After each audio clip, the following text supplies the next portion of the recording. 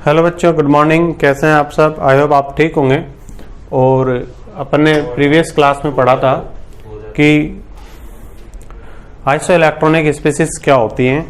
तो iso electronic species को अपन ने सीख लिया था। आज मैं आपको उसी पे बेसिस एक क्वेश्चन करा रहा हूँ, फिर अपन नया टॉपिक स्टार्ट करेंगे जिसका नाम है एटॉमिक मॉडल्स। ठीक है, तो क्वेश्चन आपके सामने लिखा हुआ, फटाफट से आप एक बार देख लीजिए। हिंदी मीडियम वाले बच्चों के लिए क्वेश्चन में बोल रहा हूँ कि निम्न में इलेक्ट्रॉन की संख्या ज्ञात कीजिए। अब अगर ये सिंगल परमाणु होता, सिंगल एटम होता, तो आप बोलते कि आप जहाँ पर जो एटॉमिक नंबर होता है उसी एटॉमिक नंबर के बराबर इलेक्ट्रॉन होते हैं। जैसे सपोज दैट मैं आपको बोलता कि कार्बन या फॉस्फोरस या क्लोरीन, तो आप जस्ट एटॉमिक नंबर देखते और अगर वो न्यूट्रल है तो आप इलेक्ट्रॉन बता देते। अगर वो चार्जेबल स्पीसीज है यानी आयन है तो आप उसमें इलेक्ट्रॉन जिस हिसाब से आयन है उस हिसाब से देख लेते। अगर नेगेटिव आयन है तो इलेक्ट्रॉन बढ़ा देते जितना चार्ज उतना, पॉजिटिव आयन है तो जितना पॉजिटिव चार्ज है उतने इलेक्ट्रॉन आप कम कर देते। बट आपके सामने सभी मॉलिक्यूल लिखे हुए हैं, तो इन मॉलिक्यूल्स में नंबर ऑफ इलेक्ट्रॉन किस तरीके से पता करेंगे अपन। मान लो क्वेश्चन आ गया, उसमें तो ऑप्शन है, वहां पे सारे मॉलिक्यूल दे रखे हैं, उनमें आइसो इलेक्ट्रॉनिक आपको छांटना है, फिल्टर करना है। तो फिर कैसे करेंगे, तो वो अपन को देखना है। ठीक है, तो सबसे पहले मॉलिक्यूल है, जैसे आपके पास CO2 है। अब इस CO2 के अंदर कितने इलेक्ट्रॉन है, तो सिंपल है बेटा, आप सबसे पहले कार्बन की बात कर लो। कार्बन के कितने होते हैं, देखो कार्बन का एटॉमिक नंबर होता है 6, तो 6 हो गया एटॉमिक नंबर। ठीक है, अब इसके अंदर इलेक्ट्रॉन कितने हैं, 6 प्लस ऑक्सीजन। ऑक्सीजन का एटॉमिक नंबर कितना होता है, 8, तो इतने इलेक्ट्रॉन इसके अंदर है, तो मल्टीप्लाई बाय 2, तो ये हो गया 6 प्लस 16। ठीक है, तो ये हो गया आपका 22 आंसर। सिमिलरली नाइट्रोजन के पास कितने इलेक्ट्रॉन होते हैं, 7, ऑक्सीजन के पास 8 मल्टीप्लाई बाय 2, तो ये आपका हो गया 7 प्लस 16 23। NH3 की बात करें तो नाइट्रोजन के पास कितने हैं, 7, हाइड्रोजन के पास 1 होता है, 3 हाइड्रोजन है, तो 7 प्लस 3 10। ठीक है, नाइट्रोजन के पास 7 होते हैं, तो नाइट्रोजन पे 7 है। अब देखो NH4 प्लस है ये, ठीक है, NH4 प्लस 1, यानी टोटल पहले अपन क्या करेंगे, इलेक्ट्रॉन काउंट कर लेंगे और उसमें से एक पॉजिटिव चार्जेस पूरे के ऊपर, इसका मतलब अपन तो एक इलेक्ट्रॉन का लॉस कर देंगे। ठीक है, तो 7 तो नाइट्रोजन के होते हैं, प्लस हाइड्रोजन का कितना है 1 मल्टीप्लाई बाय 4। ठीक है, -1 कर देंगे। -1 क्यों किया, क्योंकि एक इलेक्ट्रॉन जा भी चुका है NH4 के पास, जो भी इलेक्ट्रॉन है उनमें से। तो आपके पास टोटल है 7 और 4 11, -1 यानी 10। तो देखा जाए तो ये दोनों 10 इलेक्ट्रॉन वाले हैं, मतलब ये आइसो इलेक्ट्रॉनिक है। देख लीजिए आप, बाकी इनमें से कोई भी आइसो इलेक्ट्रॉनिक नहीं है।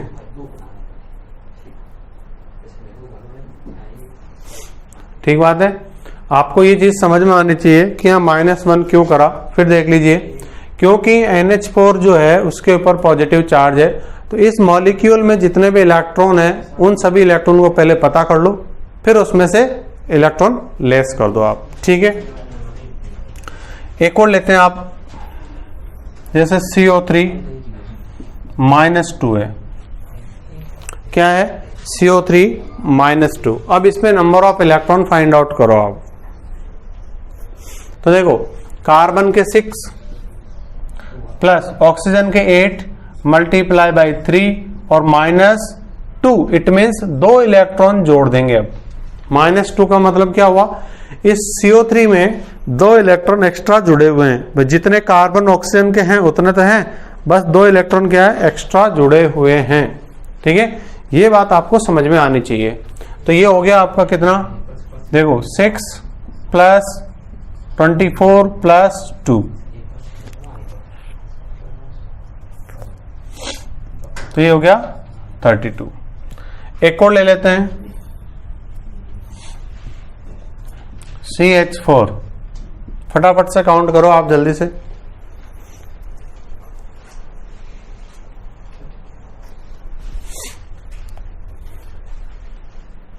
क्वेश्चन होने चाहिए भाई आपसे। देखो कार्बन का कितना होता है 6 प्लस हाइड्रोजन का 1 मल्टीप्लाई बाय 4। अब कुछ भी ना तो जोड़ना ना घटाना क्योंकि न्यूट्रल मॉलिक्यूल है, ठीक है। तो ये हो जाएगा 6 प्लस 4 यानी कि 10। देखा जाए तो ये भी इनके साथ 10 वाला है तो आइसो इलेक्ट्रॉनिक है। बाकी अभी तक कोई भी ऐसा नहीं निकला जो आइसो इलेक्ट्रॉनिक हो आपस में एक दूसरे के, ठीक है। तो इस तरीके से बहुत सारी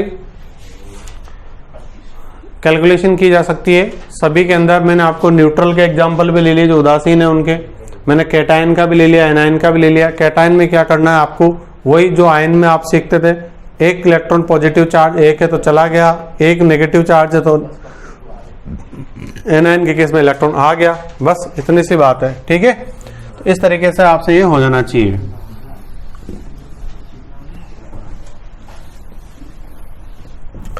अब देखो बच्चों, आज अपन स्टार्ट कर रहे हैं एटॉमिक मॉडल्स के बारे में, ठीक है। एटॉमिक मॉडल्स में अपन बात करें तो एटॉमिक मॉडल्स क्या हैं। देखो, जब सबसे पहले अपन को पता चला था कि एटम क्या है, स्मॉलेस्ट पार्टिकल है, ठीक है, जिसे फर्दर डिवाइड नहीं कर सकते। फिर उसके बाद पता चला कि स्मॉलेस्ट पार्टिकल है, डिविजिबल है, बट इंडिपेंडेंटली एग्जिस्ट नहीं करता, रिएक्शन में पार्टिसिपेट करता है, ठीक है। ये अपन ने सीखा। अब उस एटम को समझाने के लिए टाइम टू टाइम, पुराने समय से, एंशिएंट टाइम से ही जो है हमारे पास अलग अलग साइंटिस्टों ने अलग अलग ओपिनियंस दिए, अपने अपने थॉट को वहां पे रखा। तो वही चीजें एक सीरीज वाइज अपन पढ़ेंगे कि पहले कौन साइंटिस्ट आए, उन्होंने क्या बताया, उनके अकॉर्डिंग ऑन दैट टाइम, उस समय उनका क्या मानना था। बाद में दूसरे साइंटिस्ट आए, उन्होंने क्या इंप्रूवमेंट किया, फिर उसके बाद कोई नया साइंटिस्ट आया, उसने क्या इंप्रूवमेंट किया, और इस तरह से अपन वर्तमान में क्या थॉट चल रहा है एटम को लेकर के, वो बात अपन सीखेंगे। जैसे सबसे पहले हमारे जो ऋषि मुनि हुआ करते थे उस टाइम एक महर्षि कणाद थे, उन्होंने कहा कि जो मैटर का स्मॉलेस्ट पार्टिकल होता है जिसे और ज्यादा नहीं तोड़ा जा सकता, उसे अपन क्या कहेंगे, एटम कहेंगे, ठीक है। इस तरीके से डेवलपमेंट हुआ। तो अब हमारे सिलेबस में जो है सबसे पहले नंबर आता है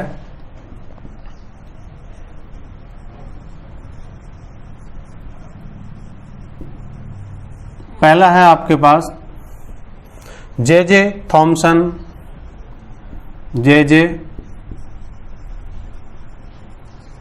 थॉमसन मॉडल। ये जे थॉमसन जो है एक वैज्ञानिक थे, ठीक है। जे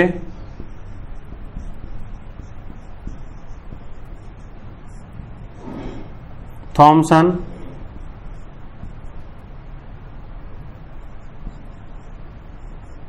मॉडल, यानी एटम के बारे में इंफॉर्मेशन देने के लिए इन्होंने सबसे पहले अपने थॉट को रखा, उसे ही क्या कहते हैं, जे थॉमसन का एटॉमिक मॉडल बोलते हैं।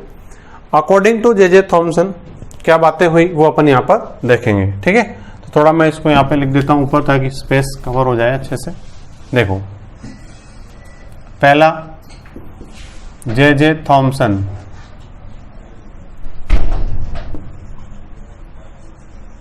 मॉडल।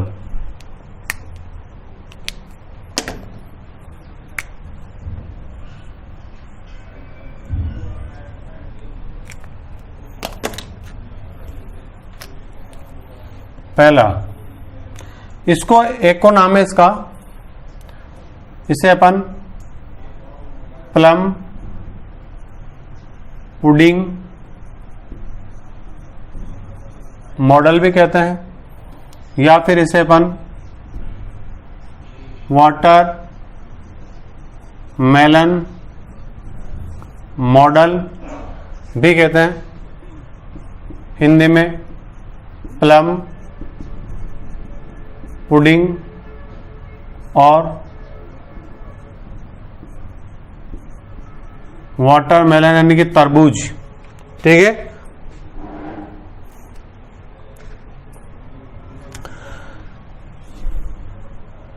तो देखो थॉमसन ने क्या किया,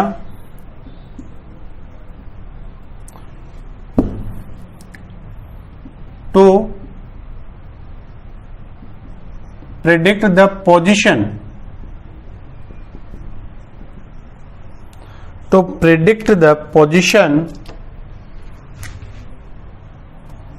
of electron proton।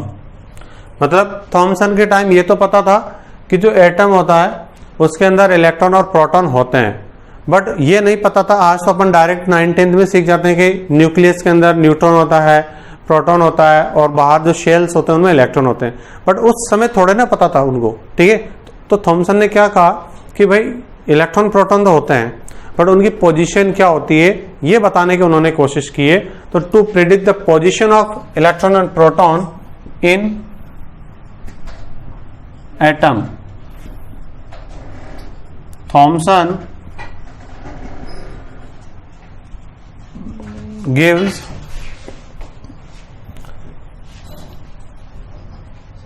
in atom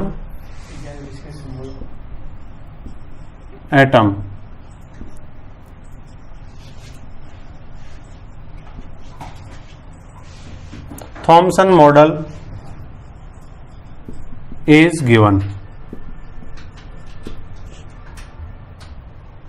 ठीक है, was given। ठीक, हिंदी में क्या लिखेंगे बच्चों? परमाणु में इलेक्ट्रॉन तथा प्रोटॉन की स्थिति ज्ञात करने के लिए थॉमसन ने अपना मॉडल प्रस्तुत किया। परमाणु में इलेक्ट्रॉन तथा प्रोटॉन की स्थिति ज्ञात करने के लिए थॉमसन ने अपना मॉडल प्रस्तुत किया। ठीक, अब इन्होंने क्या कहा? इन्होंने कहा कि जो एटम है, ठीक, वो एक पॉजिटिव चार्ज का गोला है। ठीक है, यानी कि according to this model atom is a sphere of positive charge. ठीक, यानी कि परमाणु एक धनावेश का गोला है। ठीक, तो यानी कि हमने ये देखा कि पॉजिटिव चार्ज जो है इस एटम के अंदर सभी जगह डिस्ट्रीब्यूटेड है। धन आवेश का गोला है परमाणु। ये किसने कहा? मैंने तो नहीं कहा, आपने भी नहीं कहा, तो किसने कहा? ये थॉमसन ने कहा। इसीलिए अपन क्या कह रहे हैं कि थॉमसन मॉडल पढ़ रहे हैं। थॉमसन मॉडल, मॉडल का मतलब उस समय थॉमसन ने क्या थॉट रिप्रेजेंट किए अपने हिसाब से, वही थॉमसन मॉडल है। ठीक है, अगर आप भी कुछ नया बता दोगे तो आपके नाम से मॉडल हो जाएगा। ठीक है, तो थॉमसन साहब ने यह कहा कि भाई इलेक्ट्रॉन जो है उसमें पॉजिटिव चार्ज है, सॉरी एटम जो है उसमें पॉजिटिव चार्ज भरा हुआ है, वो एक पॉजिटिव चार्ज का धन आवेश का गोला है जिसमें पॉजिटिव चार्ज है। बट उन्होंने एक बात और कही, ठीक है, क्या बात कही कि इसमें इलेक्ट्रॉन ठीक उसी तरह से वितरित होते हैं जिस तरीके से तरबूज के अंदर, वाटरमेलन में आप देखते हो कि जो बीज होते हैं, जैसे तरबूज को आपने कभी काटा होगा जिंदगी में, तरबूज तो खाया होगा। ठीक है, तो तरबूज को जैसे काटता है तो उसके अंदर रेड रेड पार्ट जो निकलता है पूरा, उसे आप मान लो पॉजिटिव चार्ज, और उसमें जो काले काले बीज होते हैं वो बीज मान लो आप इलेक्ट्रॉन। ऐसा किसने कहा? थॉमसन ने कहा। ठीक है, तो यानी कि जो पॉजिटिव चार्ज है वो सभी जगह यूनिफॉर्मली डिस्ट्रीब्यूटेड होता है और इलेक्ट्रॉन ठीक उसी तरीके से होते हैं जैसे कि वाटरमेलन के अंदर बीज, या फिर प्लम पुडिंग। प्लम एक मिठाई होती है, इसमें पुडिंग नाम के छोटे छोटे पार्टिकल्स होते हैं, वो डाल दिए जाते हैं। ठीक है, तो वो दूर दूर होते हैं, तो ठीक उसी से इसका कंपैरिजन कर लिया, इसलिए इसका नाम क्या हो गया? Plum pudding. यानी एक पकवान है ये। और जनरली घर में आप भी तो देखते हो, कोई भी आप देखते हो, जैसे दिवाली पे गेस्ट आते हैं तो कुछ मिठाई बनाई, उसके ऊपर बादाम, ठीक है, या किशमिश, जो भी अच्छी क्वालिटी की चीजें होती है, वो ऐसा थोड़े ना आप बहुत ज्यादा डेंस करके डाल दोगे, एक इधर सजावट के लिए लगा दिया, एक इधर लगा दिया, दूर दूर आप उसमें लगा देते हो। ठीक है, तो उसी तरीके से इलेक्ट्रॉन का डिस्ट्रीब्यूशन है दूर दूर। ठीक है, ये किसने कहा, जैसे एक इलेक्ट्रॉन यहाँ आ गया, एक इलेक्ट्रॉन यहाँ पे आ गया, एक इलेक्ट्रॉन यहाँ पे आ गया, एक इलेक्ट्रॉन यहाँ पे आ गया, एक इलेक्ट्रॉन यहाँ आ गया। तो इस तरीके से इलेक्ट्रॉन की पोजीशन उसने बताई और पॉजिटिव चार्ज के बारे में उसने बताया। ठीक, तो atom is a spare of positive charge, ठीक है, in which electrons are distributed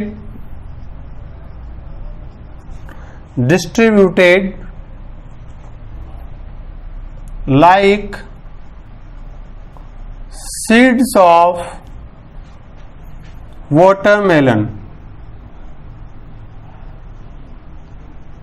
ठीक, हिंदी मीडियम वाले बच्चे लिखेंगे परमाणु एक धन आवेश का गोला है किंतु उसमें इलेक्ट्रॉन ठीक उसी तरह से वितरित होते हैं जैसे तरबूज में उसके बीज, इसीलिए इसको वाटरमेलन मॉडल भी कहते हैं। ठीक, अब ये इतनी सी बात उसने बताई थॉमसन ने, और इसके अलावा कोई भी फर्दर ये नहीं बता पाया, और फिर ये इनकी कहानी खत्म हो गई, मतलब इनका जो एरा है वो निकल गया। इनके बाद कोई और नए साइंटिस्ट आएंगे। ठीक है, अब आप सोचोगे कि यार एक बात तो ठीक है, इन्होंने दो बातें बताई, ये तो बातें मैं रास्ते चलते ऐसे बता देता। ठीक है, तो भाई साहब एक्चुअली क्या होता है कि जब इंसान पढ़ता लिखता है 20-25 साल की उम्र के बाद रिसर्च स्टार्ट करता है, उस रिसर्च को करते करते बहुत टाइम लगता है, उसके बाद फिर किसी कंक्लूजन पे पहुंचते हैं।